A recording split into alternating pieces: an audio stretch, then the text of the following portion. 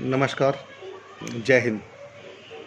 भाइयों, कुछ किताबें पढ़ी जो शायद कालांतर में सरकारें नहीं चाहती थी कि हम पढ़ें या हमें जानकारी या हम लोग की मानसिकता ऐसी कर दी जाए हो गई कि हमें उनकी तरफ ध्यान ही नहीं गया कि इन पर भी गौर करा जाए।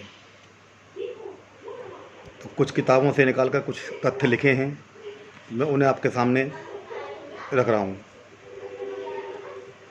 आज भारत देश के अंदर बहुत ही षड्यंत्र चल रहे हैं, अनेकों चरमपंथी लड़ाई जा रही हैं, पर क्या आपको पता है इन सब के पीछे कौन है? वो है आईएसआई, पाकिस्तान की इंटेलिजेंस एजेंसी। आईएसआई का जन्म पाकिस्तानी इंटेलिजेंस एजेंसी के अनुसार पाकिस्तानियों को करना चाहिए था, पर नहीं। आईएसआई के संस्थापक आईएसआई की स्थापना सन 1948 में मेजर जनरल रॉबर्ट काउंथोन ने की। वो इसके संस्थापक थे। अब आप सोचें कि पाकिस्तान की इंटेलिजेंस एजेंसी के संस्थापक पाकिस्तानी नहीं थे। ऐसा क्यों? इस पर विचार करें। आईएसआई ने जो कूटनीति, ये मेरी भाषा में, आईएसआई ने जो भी कूटनीति, जो भी तरीके, जो भी षड्यंत्र भारत के खिलाफ किया, अगर कोई इनाम मिलता होता, में कोई अवार्ड होता, तो वो आईएसआई को जाना चाहिए था।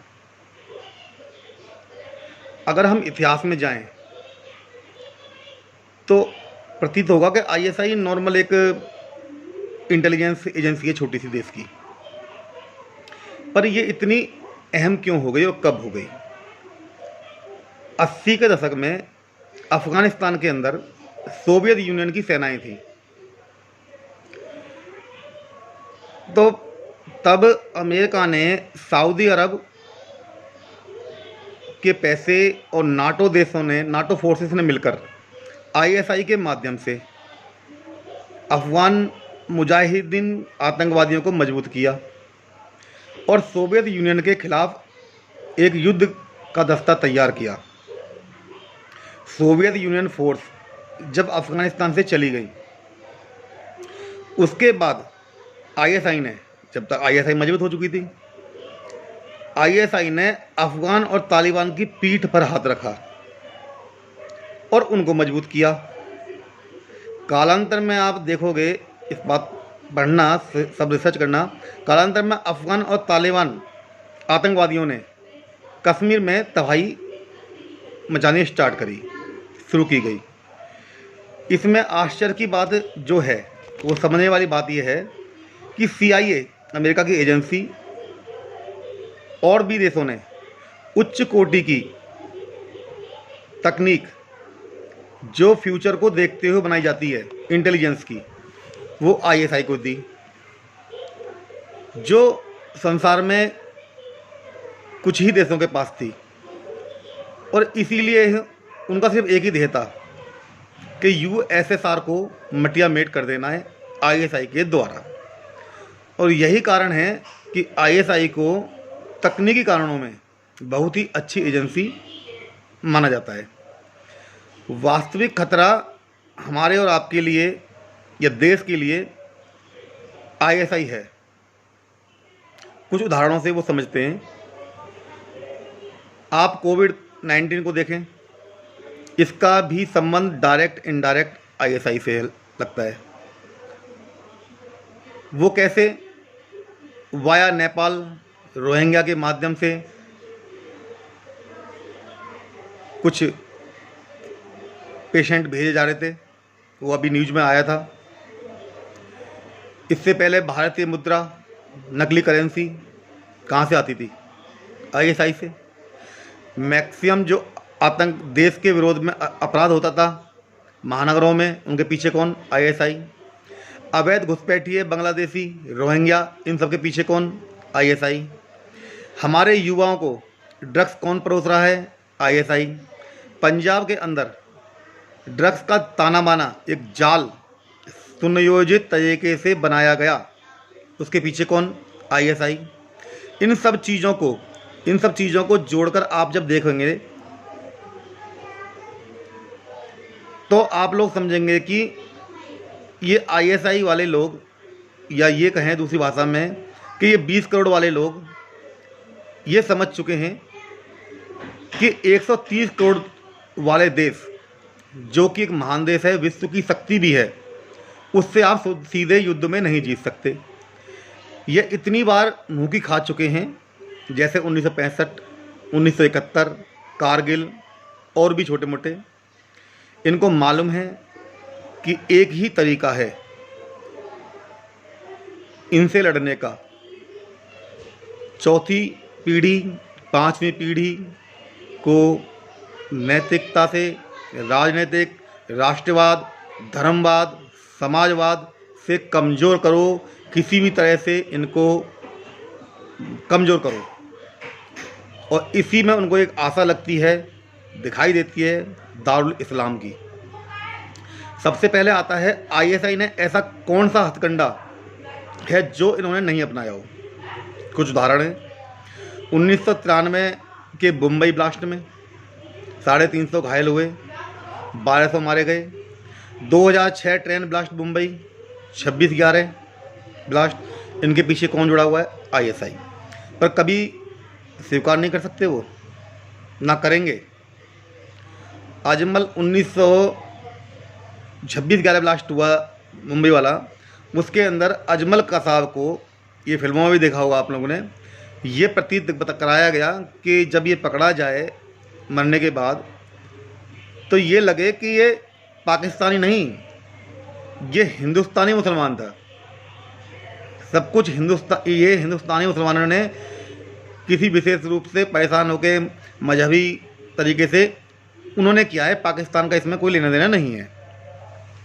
जब अजमल कसाब के घर पे पत्रकार पहुंचते हैं तो वो पत्रकार वहाँ की सरकार और आईएसआई गायब करवा देती है। वो आज तक पता नहीं है, कहीं कोई ये बात लीक ना हो जाए कि ये पाकिस्तानी मुस्लिम था। पर ऐसा उनकी योजना सफल नहीं हो पाई क्योंकि वो जिंदा पकड़ा गया। कश्मीर में लगभग 6 संगठन हैं जो चरमपंथी हैं। उनको कौन पाल रहा है? आईएसआई। पहले भी एक संगठन था, आपने सुना हो, जिसका नाम था सिमी। एक था इंडियन मुजाहिदीन। सिमी तो खैर अब बैन हो गया है, इंडियन मुजाहिदीन बैन ही है शायद।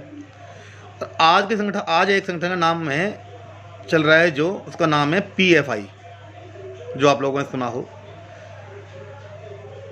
इन संगठनों ने राष्ट्रहित में ऐसे, राष्ट्र विरोध में ऐसे सारे काम किए हैं, अगर ये किसी और देश में किए होते तो इनको नानी याद आ जाती अब तक। इन पर ऐसी कड़ी कार्रवाई होती कि ये सब भूल जाते हैं, पर नहीं, ये तो हिंदुस्तान है, सेकुलर देश है। इनके अंदर एक चीज़ और है चरमपंथियों में, कि जो भी चरमपंथियों के खिलाफ बोलेगा उसको ये बोलने नहीं देंगे। आज से 35 साल पहले, इस बात का कोई तथ्य नहीं है, तो आज से 35 साल पहले एक चर्चा उठी थी कि हमारे कुछ तत्कालिक नेता वो आईएसआई के पेरोल पर हैं। इससे ज़्यादा शर्मनाक बात और क्या हो सकती है इस देश के लिए, हमारे लिए। आईएसआई की घुसपैठ राजनीति में है, बॉलीवुड में है, पर पहले ज़्यादा थी, कालांतर में ज़्यादा थी, अभी भी है, पर पहले ज़्यादा थी। बाजार भाव को प्रभावित करने के लिए, स्टॉक एक्सचेंज को प्रभावित करने के लिए भी दुबई के अंदर आईएसआई द्वारा प्रायोजित पार्टियां होती थीं। कौन सा स्टॉक बढ़ेगा, कौन सा घटेगा, कौन डिस्ट्रीब्यूटर होगा, कौन खरीदेगा, क्या न्यूज़ जाएगी, कौन सा नेता क्या बोलेगा, कौन सी फिल्म बनेगी, उसका प्रोड्यूसर कौन होगा, कौन हीरो होगा, कौन हीरोइन होगी, सब कुछ तय होता था पहले ही। हमारा बॉलीवुड भी कम नहीं है, सब कुछ ये नहीं कह सकते कि हमने स्वतः ही ज्ञान नहीं लिया, संज्ञान नहीं लिया। कुछ चीज़ हमें हॉलीवुड के द्वारा भी पता लगी, पर गलत तथ्यों से पता लगी, गलत तरीके से उन्होंने पेश किया और हमारे माइंड को ब्रेन वॉश किया। इस देश के अंदर बुद्धिजीवी किसे बोला जाता है, अवार्ड किसे मिल रहे हैं, पद्म विभूषण किसे मिल रहे हैं? जो देश विरोधी बात करेगा, जो टुकड़े टुकड़े गैंग के साथ खड़ा होगा, जो उनकी सपोर्ट करेगा, वो तो बुद्धिजीवी हैं। जो पत्रकार देश विरोधी बातें करने वालों का इंटरव्यू लेगा, वो उनको मैक्से से अवार्ड दिया जाता है, वो बुद्धिजीवी हैं। समझ में नहीं आता कि ये पैमाने किसने तय किए कि जो देश विरोधी बातें करेगा, जैसे आज भी एक डिबेट में आ रहा था, अंजना अदिति त्यागी जी न्यूज़ के एंकर, उसको बोल रहा था कोई के नाम ध्यान नहीं आ रहा मुझे, कि आप बुद्धिजीवी नहीं हैं, आप नाटक में भाग लेने वाली हैं एंकर।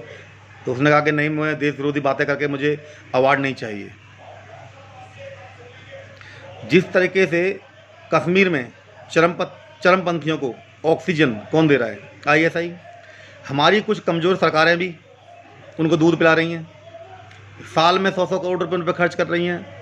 मतलब वो देश तोड़ने की बात कर रहे हैं, वो कश्मीर हमसे छीनने की बात कर रहे हैं, वो देश के अंदर जगह जगह आग फैला रहे हैं और सरकार उनको सिक्योरिटी दे रही है, उनके ऊपर पैसे खर्च कर रही है, आर्मी उनके पास हाथ लगी हुई है, पुलिस उनकी सुरक्षा कर रही है। क्यों भाई? पर शायद अब वो समय आ गया है, कार्रवाई हो रही है, देर आए दुरुस्त आए। आईएसआई ने इन चरमपंथियों को ऐसे हथियार भी दिए हैं जो हमारी फोर्स के पास भी नहीं है। पाकिस्तान में एक कंपनी है थोराया, वो सैटेलाइट फ़ोन बनते हैं वहाँ पर, जिनका प्रयोग आईएसआई सिर्फ इन चरमपंथियों के लिए ही करती है कि जिससे उसका नेटवर्क मजबूत रहे। उसका काम ही, उस कंपनी का काम ही सिर्फ सैटेलाइट फ़ोन बनाना है और वो आईएसआई के इशारे पर डिस्ट्रीब्यूट होते हैं। आईएसआई ने नॉर्थ ईस्ट में चरमपंथियों को हथियार दिए, आईएसआई ने पैसा दिया। जहां भी देश में चरमपंथी ताकतें मुंह उठाती हैं, उनके पीछे आईएसआई अपना हाथ लगा देती है। पाकिस्तान में की सत्ता पर जब जनरल जिया गद्दी पर बैठे तो उनका एक फार्मूला बना, K2 कश्मीर और खालिस्तान।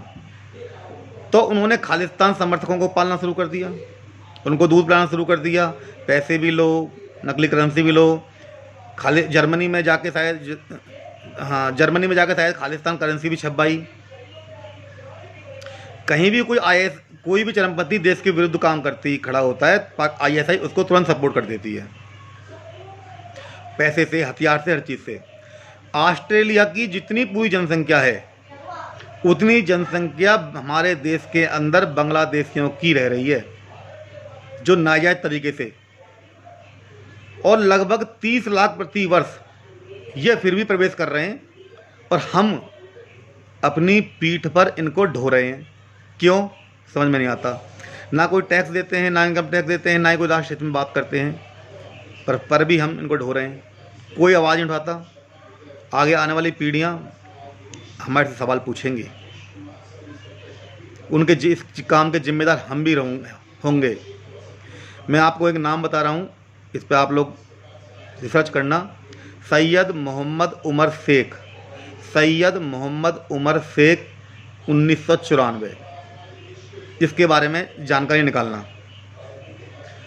अब आता है आईएसआई के पास में इतना पैसा कहाँ से आता है जो सबको ही बांट रही है। वो इंडिया को भी डिस्टर्ब कर रही है और देशों में भी कर रहे हैं, अफ़गानिस्तान में भी।